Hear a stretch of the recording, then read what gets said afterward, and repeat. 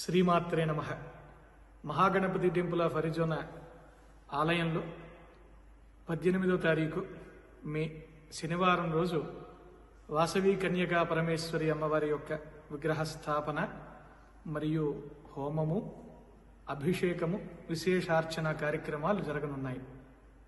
పూర్వం కుసుమశ్రేష్ఠి అనే మహారాజు పుత్రకామేష్టి యజ్ఞం చేయగా వారికి సత్సంతతిగా అమ్మవారు జన్మించడం జరిగింది. అమ్మవారు పార్వతీ అమ్మవారి స్వరూపమై పూర్వం కోమట్లంతా కూడా గోమతులుగా పిలువబడేవారు.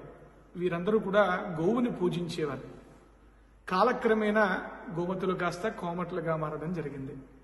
ఇలా ఎవరైతే వర్తకులుగా ఉన్నటువంటి వారు వ్యాపారస్తులు ఉన్నారో వారందరినీ కూడా అనుగ్రహిస్తూ విశేషమైనటువంటి ఐశ్వర్య ప్రాప్తిని అమ్మవారు వారికి కలిగింపజేస్తూ వారికి తోబుట్టువుగా అనేకమైనటువంటి క్షేత్రాల్లో పూజలు అందుకుంటూ ఉన్నారు. విశేషంగా పెనుగొండ రాజ్యంలో ఈ కుసుమశ్రేష్ఠి మహారాజు పాలించిన సమయంలో అమ్మవారు వారికి జన్మించి వారి యొక్క 102 గోత్రీకులు అమ్మవారితో సహా అగ్నిప్రవేశం చేసి ఆనాటి నుండి పరమేశ్వరుని అనుగ్రహాన్ని ఆ 102 గోత్రీకులు అలాగే అమ్మవారి యొక్క కృపాకటాక్షాన్ని ఈ వర్తకులుగా ఉన్నటువంటి వారందరూ కూడా పొందడం జరుగుతుంది.